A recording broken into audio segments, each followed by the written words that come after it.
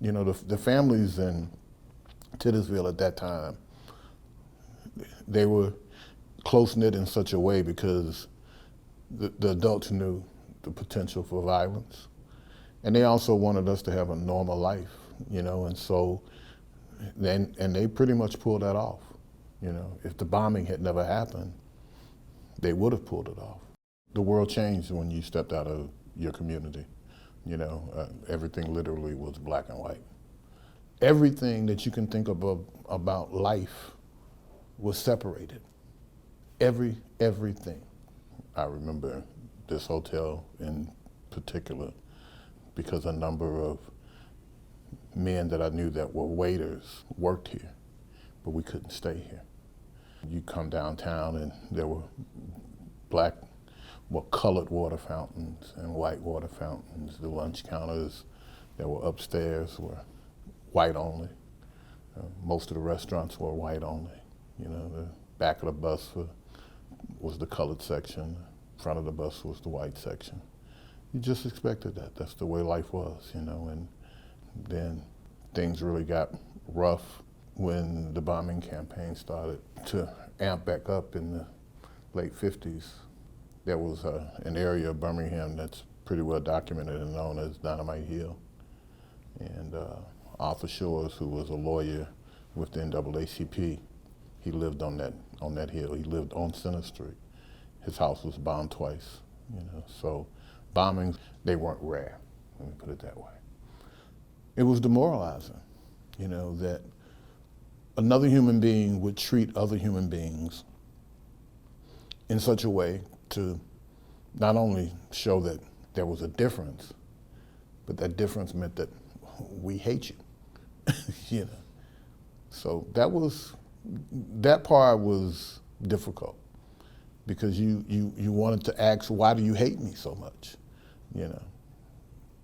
In 1961, I was 7 years old.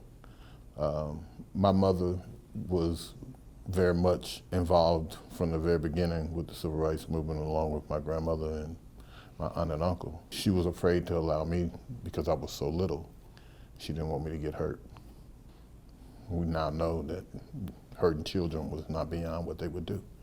You know, so from the very beginning, my mother wanted to protect me and keep me from being involved. But I would go to meetings with her. I would imagine around 1962 is when things started to be planned. I remember in 1963, Joan Baez came to New Pilgrim Baptist Church, and we went to that program. And I think maybe later on that year, Reverend King gave his sermon, a letter from a Birmingham jail at Ebenezer Baptist Church, and we were invited to go over to Atlanta for that. You know, at 8 years old, I knew that I was like living in history.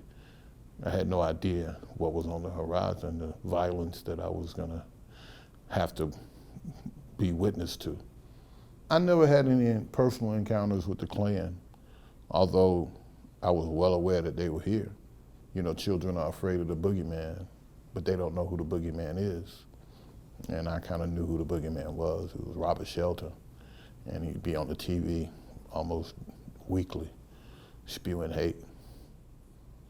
So I knew that they were there.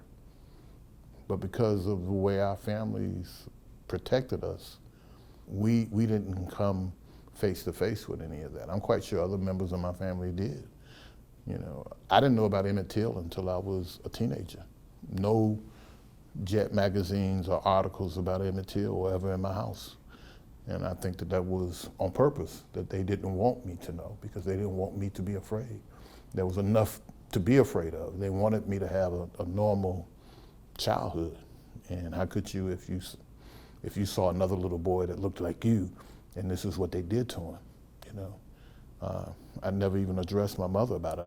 I immediately understood why I didn't know, you know? It was too grotesque.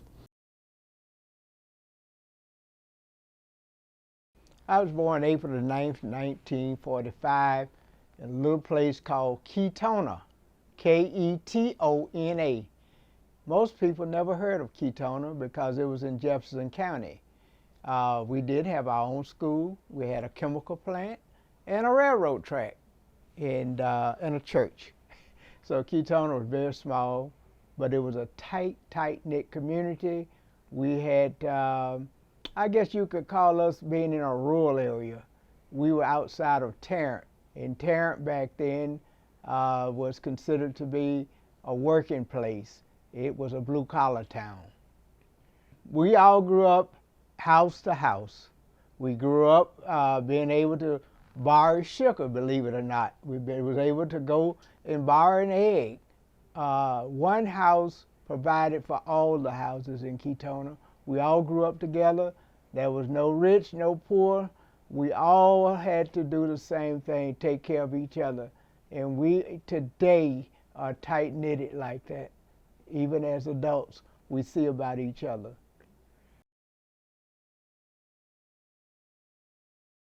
I thoroughly enjoyed my childhood. The hardships are those things that when you live in a community and you all basically live the same way and share the same hardships, it's just one of those things that you expect. Okay? This is what you got to deal with. Do you have anything to compare it with folk who have more and live better and so forth? A little bit of comparison, but why bother? We're children. It was an agrarian community, farmers mostly. Uniontown was a farming town. Cotton was king, and yes, we all worked in the cotton fields. We didn't own our own land, but we were sharecroppers and field hands during the entire harvest season.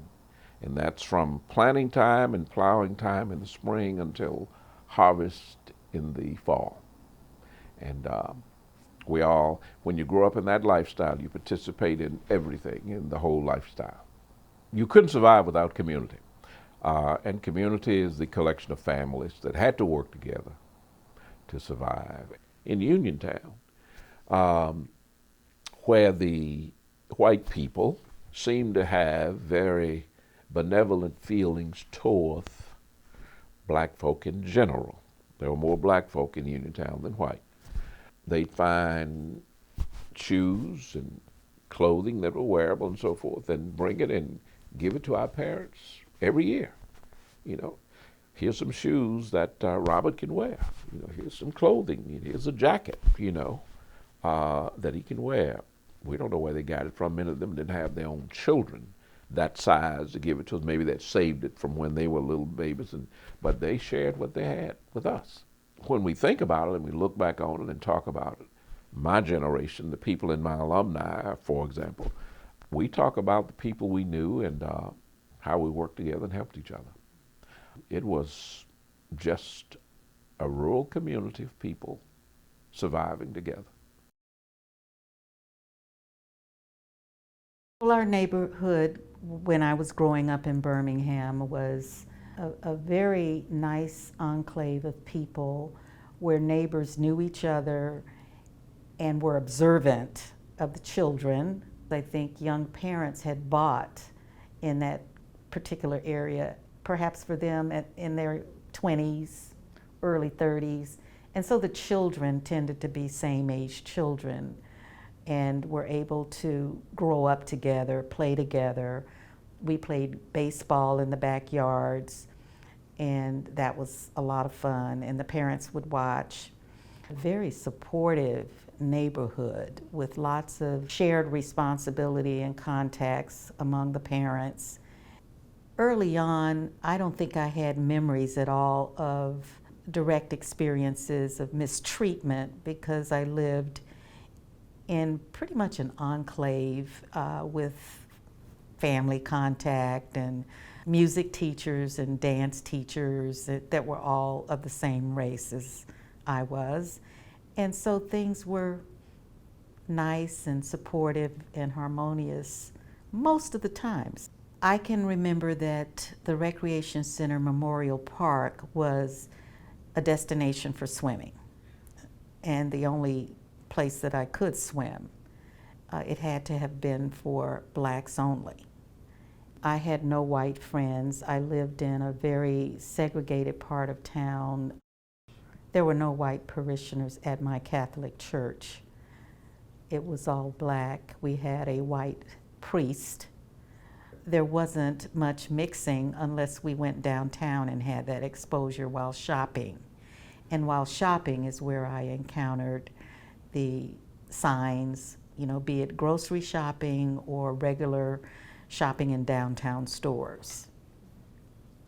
As a child, I don't recall deep, prolonged discussions about race, but there would be reassuring comments made about how things were, reassuring comments about not being fearful, going to school. I lived in a fairly protected way because my mother taught at my school and took me back and forth to school every day. We had a brother, you know, who I think was a lot more able to discuss different topics, not going too far or too into it, but I think it was so normalized that it just was not a topic to be dealt with easily. So conversations reference the problems, but I think we had normalized to some degree that they were occurring and that they might continue to occur, but we thought they were localized pretty much to Dynamite Hill. I have great pride when I say I'm from Titusville. You know, I have Titusville pride about that. So it was a wonderful experience. My husband and I both are from Titusville. I have great pride when I say Titusville because it was not a hood, it was a neighborhood. You know, women were little socialites, so I put it like that. You know, and the men worked. And women had nice homes, we had nice yards. We took pride in our neighborhood and our yards and our lawns, and Christmas time and things like that. We all decorated together. You know, we got out there and burned leaves together, and we would decorate. And on Halloween, the kids would all dress up. You go to each other's homes and trick or treat. We lived what we considered a normal life, no different from anyone else's. And we weren't told that there was a difference until I would ride with my next door neighbor, and her grandmother worked for some people over the mountain. And we would go over the mountain, and of course the houses were bigger and stuff like that, but we thought it was much better. But when we found out later in life that everybody was doing the same thing, but you weren't told that, but you just kind of assumed that, you know, because everybody lived in different neighborhoods and things like that, that things were different. But they really weren't. They really weren't. I do have great pride. I have great pride about Titusville. I do. I really do. A lot of good people, a lot of great things. We have a lot of artists, a lot of authors, a lot of educators. Even Carol Smitherman coming from, and her daughter, and Roger Smitherman. I don't know if Roger's not from Titusville, but I know Carol was from Titusville. The Sterlings, I mean, Davenport and Harris. His mother was a teacher at Center Street School. A.D. Gaston's family, you know, they were Smith and Gaston. The Arrington's daughter-in-law lived in the back of me. These are people that are doing great things, and great ministers and songstresses and things like that. I mean, actors and actresses, you know, that came out of that era. The only difference you could really say was that you were isolated in your neighborhood. You saw people that looked like yourself. We had a rainbow of colors. So you could see people who were blue-black and were as pale as you. So we never really saw race that way. At least I didn't. My family didn't. We didn't see that. But you could tell that we had our own community stores. We had our own dry cleaners. We had our own pharmacy. We had our own bowling alley, you know. So we lived in that area that we didn't know that there was a difference until we were able to go downtown, and that's when there was a difference.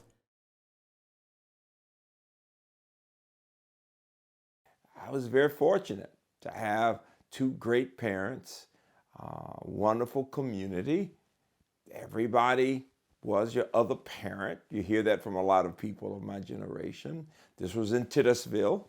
We loved going to events in the community. We were all involved in the church and Sunday school, and it was all about building our sense of confidence in our community. And when I think about it as an adult, I remember that it was just considered understood that we had a couple of black doctors and lawyers and black business people, whether it was about the shoes or the barber or the cleaner. So we were fairly self-sufficient in many ways. But when we left our community, when we left the school and the church and the neighborhood, and we went downtown to Birmingham, we knew that what we saw on TV was the reality of America. We were second-tiered. We were not in positions of power. We weren't even, you didn't see us behind cash registers, let alone as managers in stores. We were not on the police force, or we were not firemen. We were not in any position of authority. You didn't see blacks. You'd see someone cleaning in the store, someone who was at a very low level, but not even a salesperson. And so you saw that distinction. And as a child, I remember wondering why that was the case. Indeed. And you'll hear this from so many people of my age. You'd pass Kittyland, where you had the Ferris wheel and all of that, and we'd all want to go. All the black kids would want to go to those things because we heard all the children, white children, having fun. And we couldn't.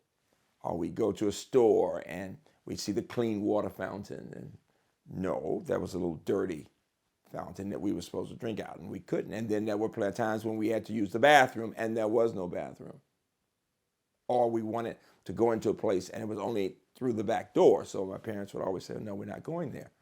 So we saw that second-class citizenship. We saw the racism, the fact that we couldn't go in the door simply because we were black.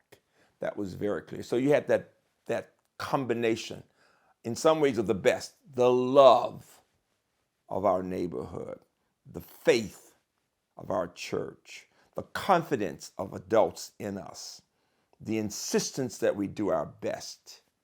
And on the other hand, we saw a bigger world that didn't think we mattered at all. That was my Birmingham. When I think about that period and opportunities for children, the two that I can think about would be these. One, we did have a pool, swimming pool, community pool, and we all learned to swim in that pool. And that was good. That was very good. We didn't have the opportunity of the Kittyland. I keep going back to that. That was the great place that kids could go, that white kids could go and blacks could not. And we all knew that. But we did have the swimming pool. The other institution, though, that may surprise people that was available to us was our public library in Titusville. There was great prestige in getting your card, your membership card, and checking out books. For me, as the child of educators, that was a big deal. It really was. And it was a nice modern library when I think about it. And we would go there. And it was such fun, a few blocks from the house, right down the street from Cundy Rice's house, for example, and was an amazing experience. It really was. It emphasized the importance of reading. And I bring that up because what we have to think about in our community was that people did know education transforms lives. And even if the world were not fair, even if we knew the world wouldn't be fair to us, we knew that, and we're told that if we work to be our best, we could fight our way through. We could figure out a way to make life better for ourselves. And that came through the reading and thinking. My family life was very blessed because my parents had gone to college. It's very unusual. I've told people many times, people don't realize that in the 50s and 60s, only about 4% of blacks in America had graduated from college, only 10% of whites. So we were blessed in that sense, but it didn't matter whether you were educated black or not. You couldn't go in that front door. So you got that reality, right? But they could make a living for the family, for my cousin and me, and we could live in a house they were buying. It had been built in the 40s.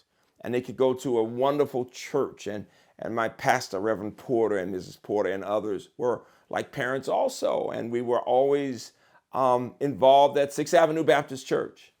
It was a haven for people to come together because of faith, but also because of civil rights, because of the discussions we would have. And Cundy's father, Reverend Rice, who had been our high school counselor, would also be involved with us with the youth fellowship. And it was about discussing ideas of the world and reading books and thinking about who we wanted to be. So we had these educated people helping us to do that. We were very privileged in that way. And everybody was not with parents from education. I mean, the wonderful thing about 6th Avenue is you had people from all types of backgrounds, wonderful parents who may not have had that education, but wanted the best for their children. And so it wasn't just those who were fortunate to have people with the college degrees, but people who wanted the best for their children. And all of us were there together having these conversations and learning more about the world that was bigger than Birmingham or Alabama. And at the same time, giving us all kinds of experiences. So many of us took piano lessons. Whether we were good or not, we took it. And we might learn to play hymnals or gospels, but we learned Beethoven and Chopin.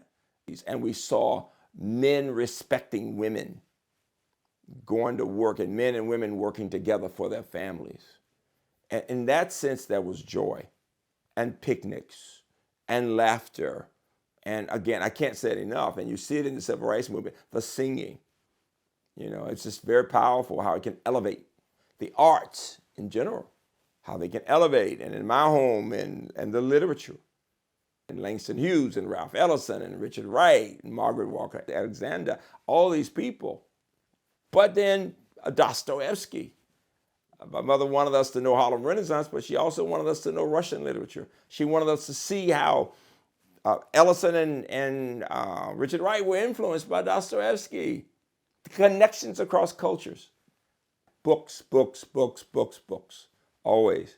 Always thinking about ideas. Always talking about everything from civil rights to politics.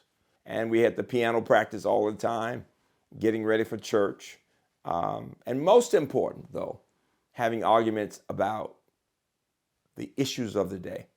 As a child, I was always hearing about the bombings over in Dynamite Hill. Because Birmingham was a city of closeness among the black community, many of us in the black community. And it was my mother who would be on the phone all the time.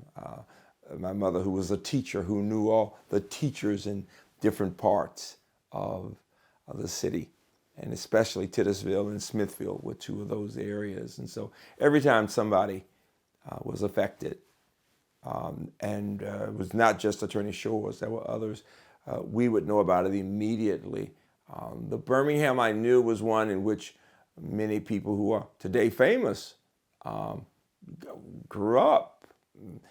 Angela and Fania Davis, their mother taught me in the 4th grade. My mother taught them in the 8th grade. And our mothers were close. And so whether it was Mrs. Davis calling my mom or mom hearing about somebody in that area, she'd call. And all of these, it was usually the mothers were calling each other to see what was going on. The men were playing another role of trying to protect us in different ways and out on guard. But every time there was a bomb, we all knew it shortly after that, including the horrible bomb of 16th Street.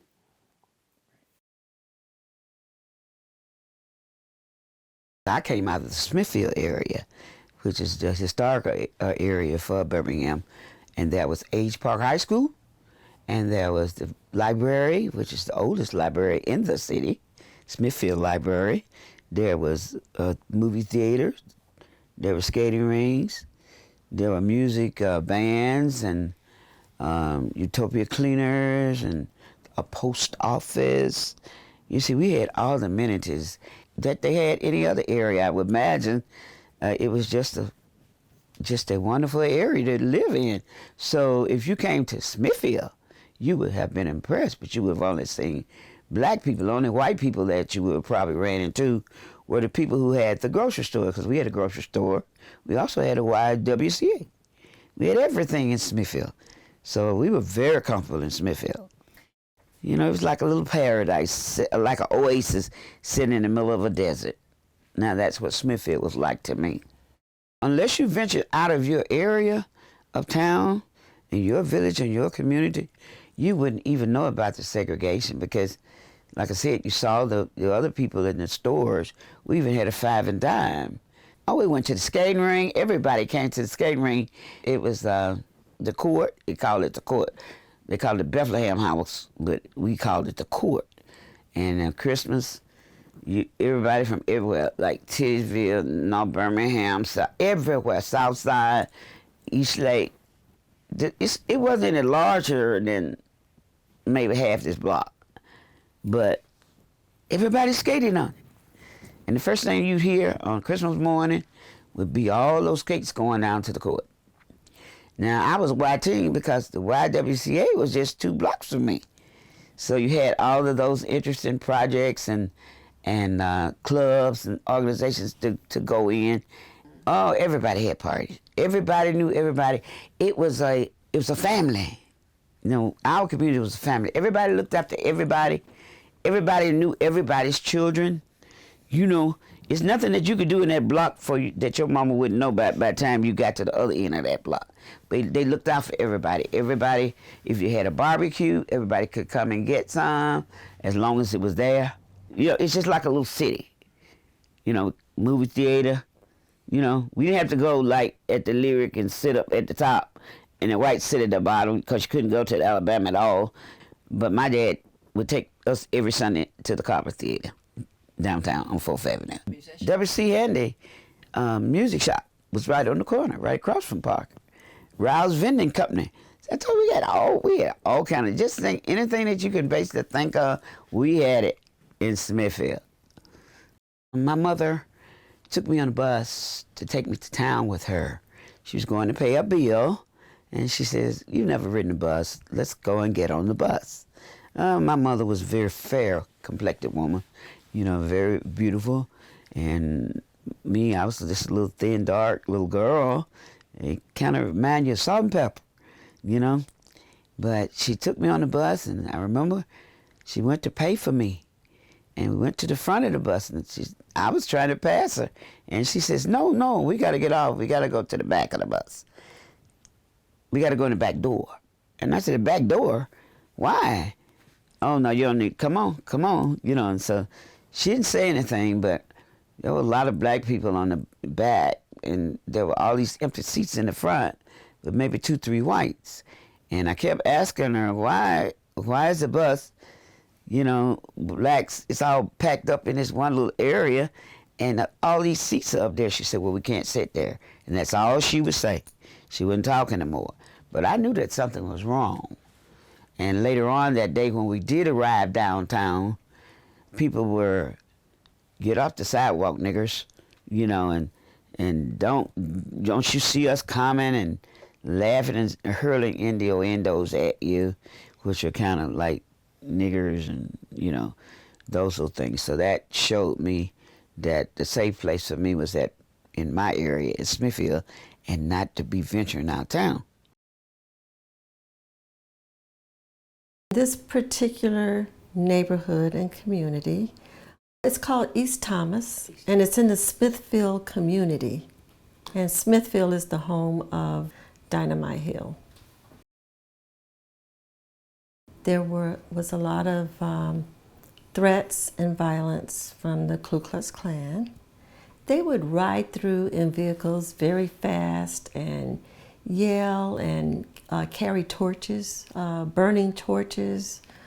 And the men in this community used to gather their weapons and sticks and whatever they had to protect themselves, and they'd go to the entries to this area and stop the KKK from coming in when they would be dressed in their outfits and prepared to come in and, you know, set things on fire And so the men in this community were really very protective of keeping things safe.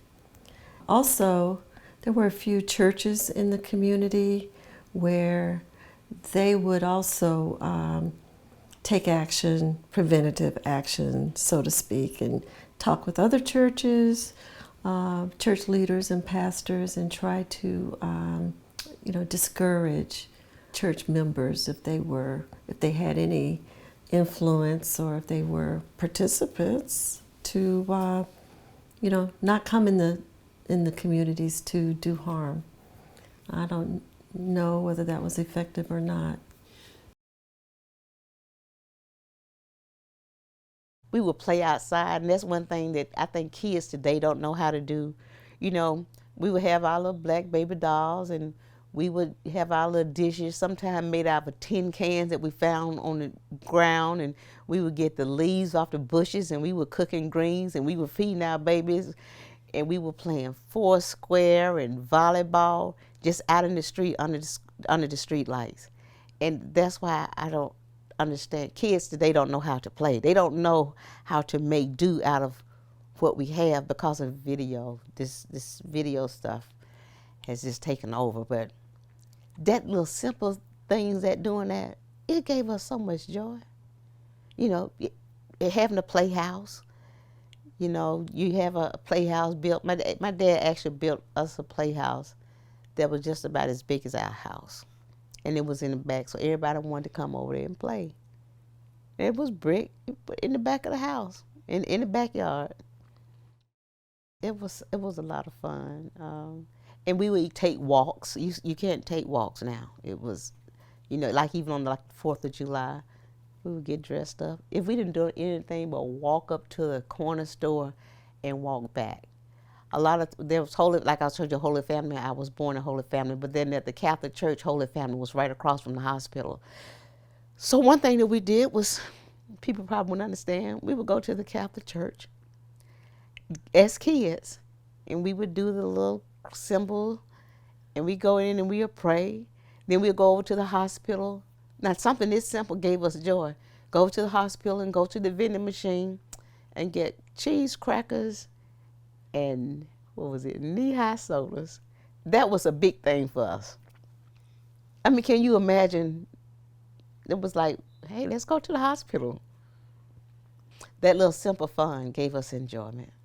We would play hopscotch with foursquare, like I said, volleyball, shoot marbles, get the leaves off the trees for our babies to feed them, the collard greens.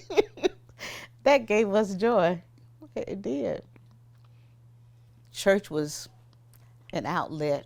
It's where you went and you got the word, you got strength, you got power. It gave you purpose, knowing that you're here for a purpose.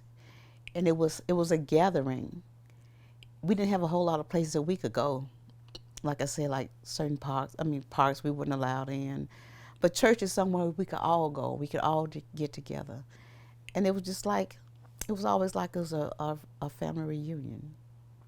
Gospel music, I mean, real gospel music, Amazing Grace. A lot of songs you hear those songs now, but a lot of times they're different.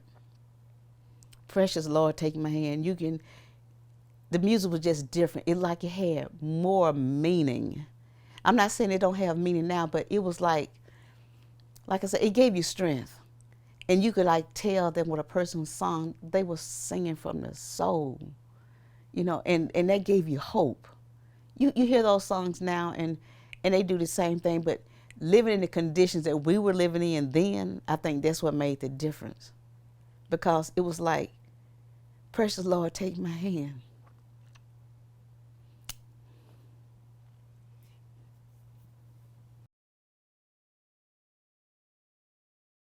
In elementary school, it was an all-black school. It was in our neighborhood. It was a community school. Everybody knew everybody. I had 3 aunts who taught at the school. Condoleezza Rice also attended that elementary school. It truly was a village. When they say it takes a village to raise a child, because no matter what I did, good, bad, or indifferent, my parents knew about it. almost as soon as it happened because somebody was going to call and tell them. In that day and age, it was really different how parents interacted with teachers and with the students, with their students, because at that school, with this village that was helping to raise the child, everybody had permission to discipline if you cut up. I hear a lot of talk now about, no discipline in the schools.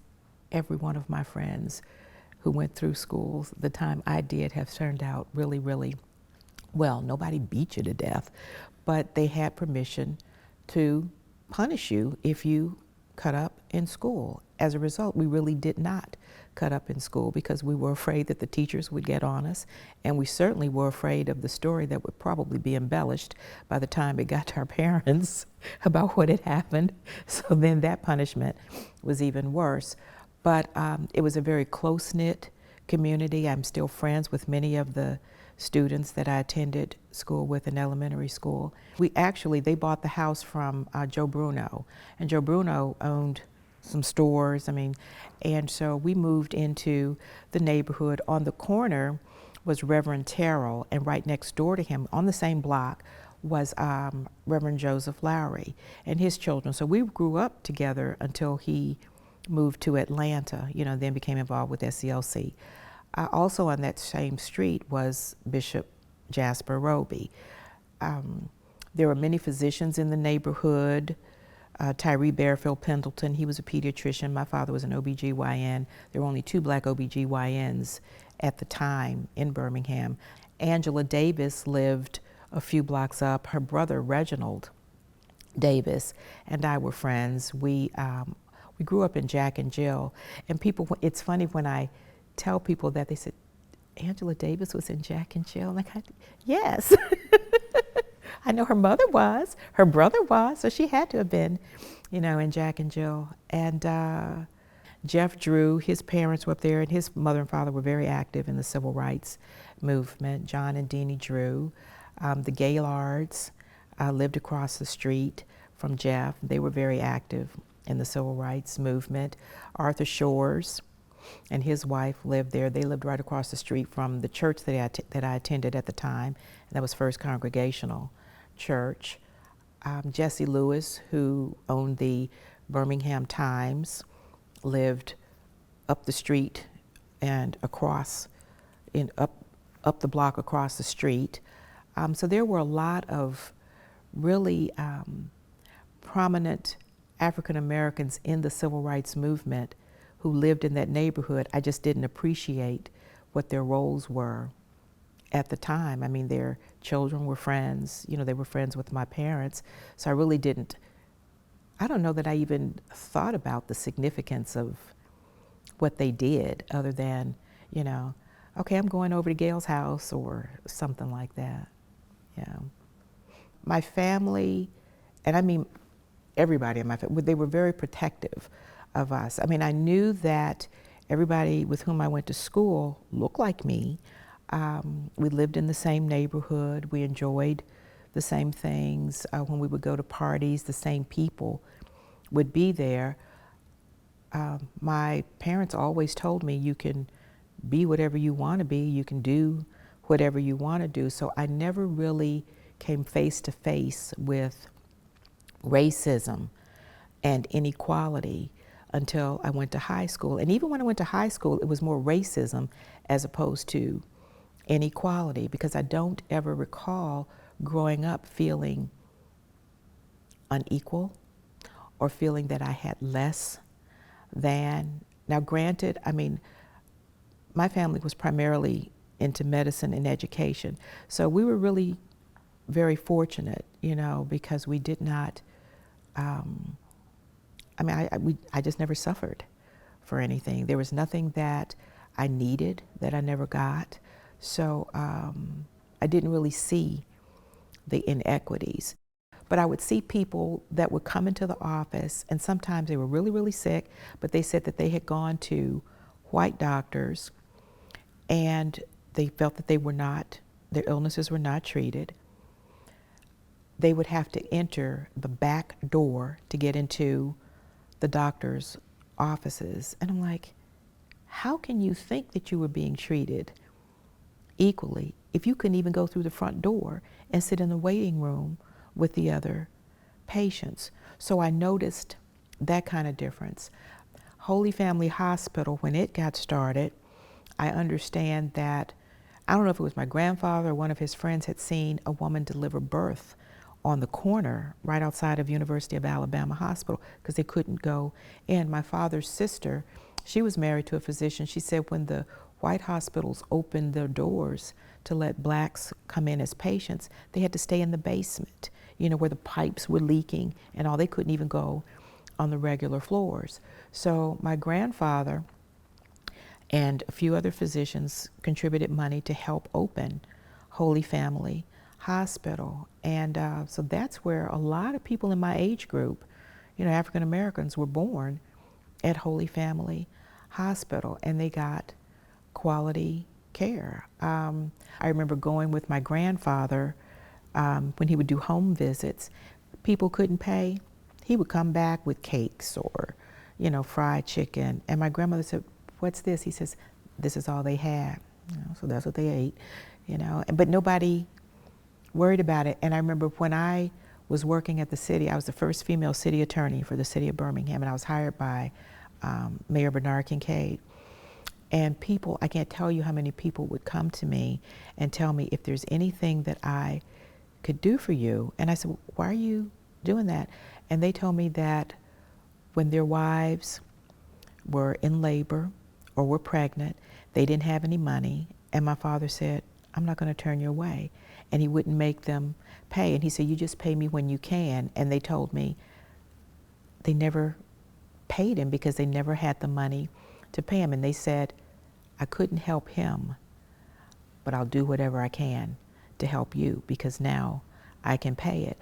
And that's what I tell my children. You know, life is cyclical. And you may do something, a good deed, and while it may not come to you immediately, because I believe in karma, I said it'll come back to your children. I think bad things will do the same thing. But I mean, I really lost count of how many people came to tell me, I couldn't repay your mother, or I couldn't repay your father, but if there's anything you need, you just give me a call, and I'll do whatever I can to help you. And that just went a long way, you know, with me.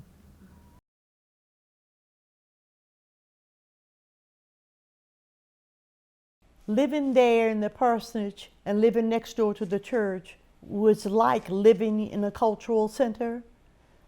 The people who designed and built and organized 16th Street Baptist Church had in mind that this would be the go-to place for Black people there in the Magic City. This was the magic for them, you know, that you're lifting as you're climbing, you're building. And so 16th Street early on was an organizing site for so many Black businesses that were just across the park there on the Black Business District there, 4th Avenue. Everything from studios to theaters to the Penny National Bank. Reverend Thompson, who was pastor before my father was there, was one of the organizers for the Penny National Bank. Later on, A.G. Gaston, of course, had the Citizens Federal Bank, which was closer to my house, just a block away. We had the library, which we used so much. I mean, it was just walking distance from our house. We were right on the edge, essentially part of what we would call the Black Business District.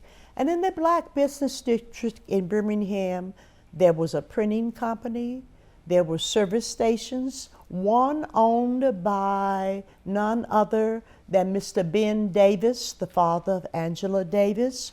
There in the Birmingham Black Business District, I was surrounded by people who had their own shops, their own dress shops. They called them haberdasheries, their own cafes. There was a man named Mr. Emory Jackson who owned the Black version of the Birmingham newspaper. Emory Jackson, who had attended Parker High, and then he had gone to Morehouse where he was editor of the paper there. So I lived I have often had people say to me, "Aren't you glad that you're away from Birmingham?" I said, "Are you kidding? Do you know what it means to have adult black people at every turn in the block who would say to you, you got a good head on your shoulders, baby. We believe in you. Come on in here. Let me show you how to do this." The things I learned just because I was around black businesses, I did not know as I moved through the rest of my life, all of these years as I look back, that the seeds were being planted to do and think in different ways. Black parents in Birmingham and other situations tried as best they could to protect us from what was going on. So while living in the parsonage, you know, it was not unusual for white guys, teenagers, or whomever to race up and down the street. I think even then 6th Avenue was one way, and they would throw bottles and rocks or what have you at the parsonage, which makes sense that when Daddy died and the next pastor came, they moved the parsonage to Southside. It was too dangerous to live there in the parsonage. We played on the steps. What I did not register, what I was not taking in, and I could see it peripherally, even now I can see it, parked along the park there on 6th Avenue, on the side of the park, there were cars, sometimes 2, sometimes as many as 3 or 4. And they were the old Bel Air Chevrolets. Y'all remember that? They were 2-tone cars, kind of a cream color and kind of an aqua blue. And in those cars sat 3 white men to a seat. And that grabbed my attention because it was kind of a cultural thing. You're up in my space, but people are sitting like that. And they are sitting there in their car. We're busy playing rock school and hide and seek. And all they were doing, as I look back on it now, is that they were sitting and they were casing the church. I didn't know that. So living in the church parsonage was on one hand a piece of heaven for me. My neighbors, the black businesses, people used our phone as an emergency phone. Remember, this is the 40s and 50s. Telephones were not in, nothing like cell phones. And so people would leave their numbers, their names at the house, and sometimes there would be emergencies, and my daddy would have to get up, and later on my brothers when they were older, and go down the street and knock at Mrs. Ellis's door and say, "Miss Ellis, there's a phone call for you. You know, this is 4 o'clock in the morning." And, you know, she comes back. That was our relationship to so many of our neighbors. Our neighbors had gardens. It was nothing for them to leave corn or tomatoes or okra on the front porch. My other relationship with my neighbors was emergencies, a medical emergency or what have you, that my father had a car. Most people didn't. They didn't have phones, they didn't have cars, they didn't have anything. But Daddy would take them across town to the hospital. 16th Street was a cultural center, meaning that what we would call, what black people call, great men and women of the race would come there to perform, to lecture, to whatever. And so long before I was there in 1945, there were people like W.E.B. Du Bois, Marian Anderson. Some of these people I actually remember, Ralph Bunch, Adam Clayton Powell Jr. These are men and women that I remember. Why? Because if they're at the church, they're also at our house. Remember, there are no public accommodations. So where do people eat, sleep, rest, do whatever they need to do before they speak? They come right next door to the parsonage. And so here I am, a little girl. I told my own children I never knew who my daddy was going to walk through that door with. I never knew, and I didn't realize at that time I was looking at a who's who in American history. The men and women who sat at our table, my mother prepared dinner for them. Vernon Johns, who was the pastor of Dexter Avenue before Dr. King was there, stayed at our house all of the time. My mother said, I barely remember it. She talks about that Vernon Johns and my daddy were always talking entrepreneurship. How do we improve the circumstance of black people? And they were always trying this or trying that. I had certain signs that said you must have great culture. You have to have great speakers and great music, because what do you have to do? You got to fill that well. As a little girl growing up at 16th Street Baptist Church, I felt as if my well was constantly filled, as if my parents were aware of one day, and you're going to need this. You're going to draw on this. These are the seeds for a future we have yet to see. And so my gratitude towards the founders of that church, towards all of those men and women who had their shops and their funeral homes and their printing companies and their radio stations and their cafes and their cleaners, I just cannot thank them enough, because up close they taught me, they kind of put inside of me some things I had to know. I couldn't doubt myself. I couldn't say I'm nothing, because I'm looking at everything right in front of me.